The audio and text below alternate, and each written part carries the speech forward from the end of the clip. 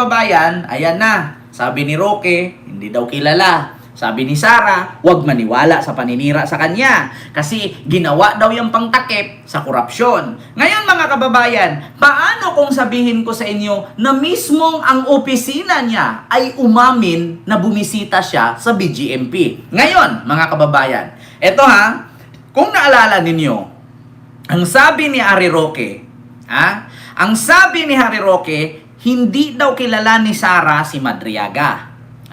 At ang sabi ni Madriaga, ang sabi ni Sara, huwag maniwala sa paninira ni Madriaga kasi tinakip lang daw yan sa korupsyon ni Marcos. Ngayon mga kababayan, meron akong ipapanood sa inyo na mismo ang opisina ni Sara or Office of the Vice President umamin na si Sara ay bumisita. Naku po, patay kang bata ka. Ito dapat Sara, binibriefing mo yung tauhan mo eh. Kasi bakit nabubutasan ki? Ito, mga kababayan. Umamin ang opisina ni Sara na bumisita si Sara sa BGMP. Patay kang bata ka. Ito mga kababayan. Samantala, kinumpirma ng kampo ni Ramil Madriaga na dumalaw si Vice President Sara Duterte at ilang opisyal ng Office of the Vice President sa Camp Bagong Diwa sa Taguig. Ito ang sinabi ng Legal Counsel ni Madriaga na si Attorney Raymond Palad. Naminsak dumalaw ang Vice Presidente para makipagkita sa mga bilanggo sa Annex 2 para sa programa ng Office of the Vice President. Sinasabing kinukuha ng OVP ang detalye ng mga anak ng bilanggo para raw pag-aralin. Pero sinabi ni Palad na hindi nakipag-usap si Madriaga sa Vice Presidente dahil kinabahan at... Sara, anong sabi ni Harry Roque na hindi mo kilala at sino si Madriaga? Mismong ikaw, pati ang staff mo ng Office of the Vice President, pumunta ng BGMP, hiningi kung saan at anong pangalan ng mga anak ni Madriaga para paaralin. Paaralin ba talaga? Paaralin ba talaga? Or pang-blackmail? Nako, eto na mga kababayan. Deny pa. Inamin na mismo. Hiningi ang pangalan ng mga anak. Kasi paaralin daw. Paaralin o pang-blackmail. Naku, kikidnapin yan. Tapos sasabihin, sige, magsalita ka. Pagka ilaglag mo ko, patayin ko anak mo. Naku. Si Digong na mismo nagpatunay dyan. Si Digong mismo nagsabi, Sara, kung anong ugali meron ka. Alam nyo, sabi ni Digong, hindi ko makalimutan. Yan si Inday, pag ako mag-utos, sabi ko, hulihin mo yan. Pag nanlaban, patayin mo yan. Yan ang sabi ni Digong. Pero si Inday daw, ang sabi ni Inday, bakit buhay pa yan? Yan si Inday, worse talaga yan kaysa sa akin. Sabi ni Digong yan. Pag may nakita akong video na sinabi ni Digong yan, huwag yung sabihin na fake news ako. Mga kababayan, sinabi ni Digong yan. Ito Digong, iba si Sara. Ito ito na.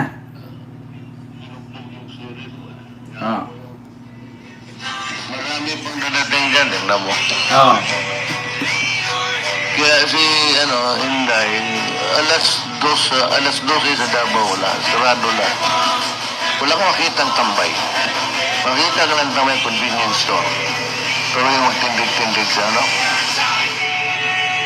wala kang makita. Walang problema, walang pasahan na drug.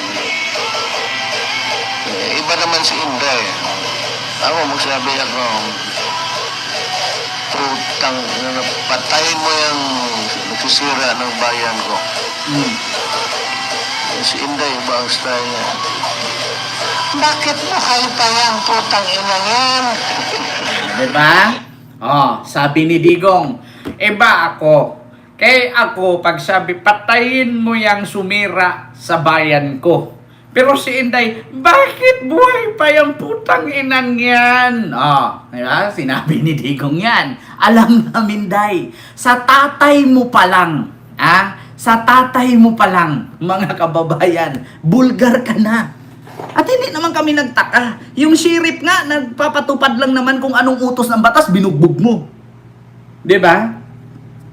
Yung sheriff nga sumunod lang naman siya sa utos ng Korte Suprema na palayasin yung mga squatter. Anong ginawa mo? Asa ang sheriff? Asa ang sheriff? Bong, bong, bong. Di black eye dito yung sheriff.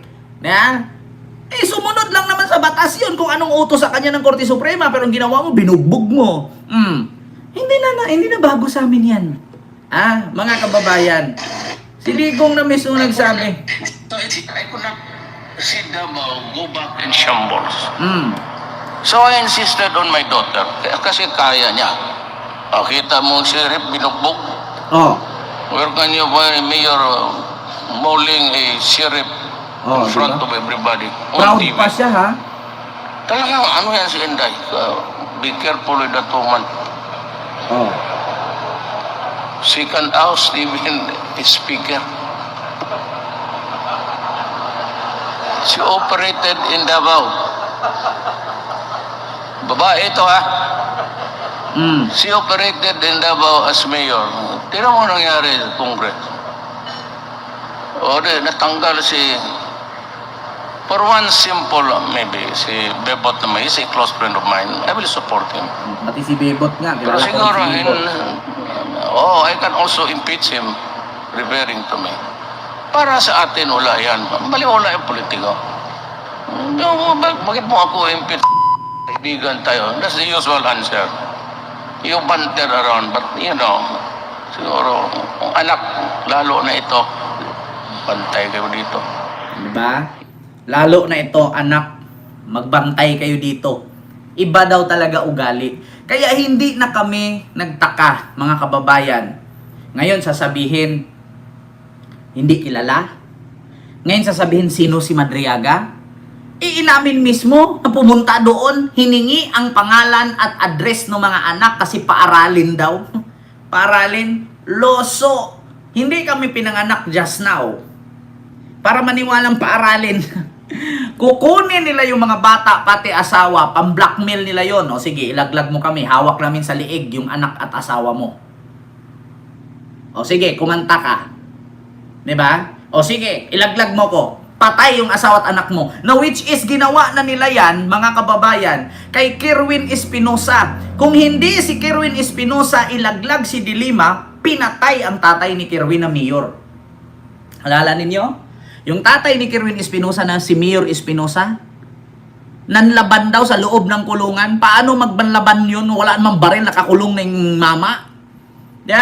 Paano nangyari yun, mga kababayan? Ang balita, nanlaban daw si Mayor Espinosa na tatay ni Kerwin. Paano nangyaring manlaban? Nakakulong na. Nakasuot na ng damit na orange. So sa loob ng kulungan may baril. Kaya nanlaban. Kasi hindi si Kerwin umamin at that time. Kaya si Kerwin umamin na si Dilima daw di umano ang kanyang drug protector. Kasi pinatay na yung tatay. Pwede nilang baliktarin. True pananakot. Diba? Ito. Espinosa, nanlaban, mayor.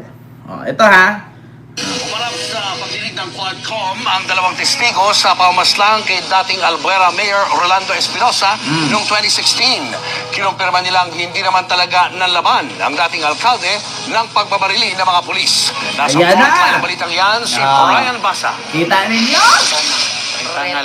Dalawang testigo sa pagpatay kay dating Albuera Leyte Mayor Rolando Espinosa ang humarap sa House Quad Committee. Una, ang jail guard ng Baybay City Provincial Jail na si Julito Retana. Sabi niya, hindi sila nakaporma nang biglang maghain ng search warrant ang mga taga-PNP CIDG noong November 5, 2016. Pinaluhod kami. Pinaluhod. Face the wall. At pinataas ang aming mga kamay. Humarap din ang preso sa katabing selda ni Espinosa na si Dondon Palermo. Taliwas sa report na naglaban, hindi naman daw armado si Espinosa ng barilin ng mga pulis. Tapos ang sabi ni Mayor Espinosa, "Sir, maawa kayo, sir. Huwag niyo akong plantiran. Kahit patalim, wala po yan dito." Ganun yung nabaril. Oh, lumaban. Tapos sabay naman yung 3 putok.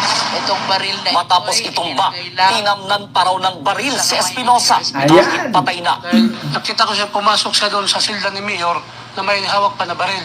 Tapos paglabas niya sa silda ni Mayor, wala na yung baril na hawak niya. Bukod kay Espinosa, pinatay at tinamnan din daw ng baril ang isa pang preso na si Raul Yap sa kabilang selda. Wala raw magawa noon ang mga jail guard. Marami raw kasi ang mga sumugod na pulis at kinuha rin ang armas nila.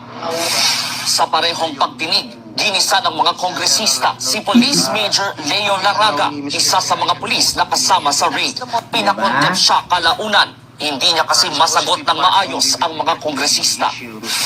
Napahagulgol naman sa hearing ang anak ni Mayor Espinosa na si Mariel. Siya raw ang kausap ng ama bago pinatay. Kwento ni Mariel, kasama siya ng kapatid na si Kerwin Espinosa.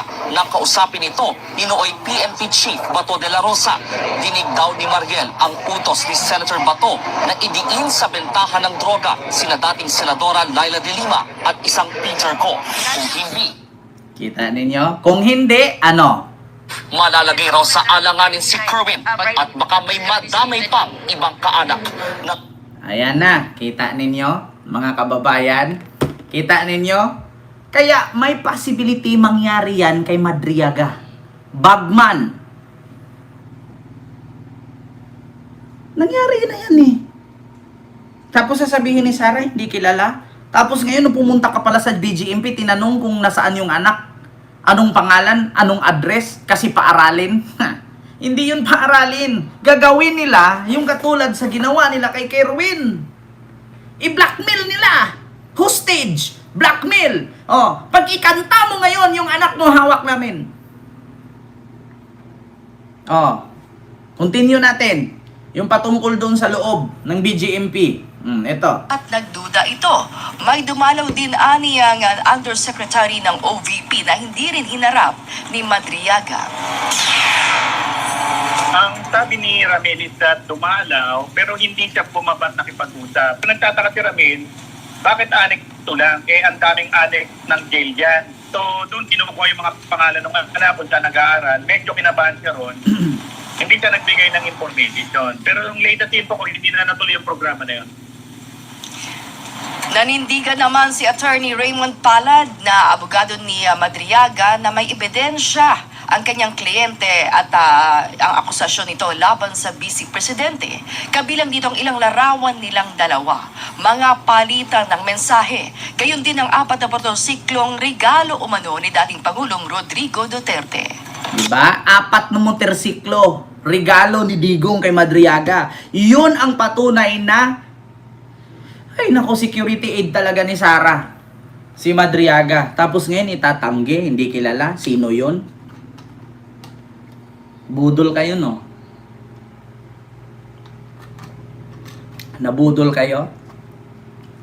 Tapos, nako po, mga kababayan, nakakaawa si ano dito. Ha? Kakaawa talaga dito si Madriaga, mga kababayan.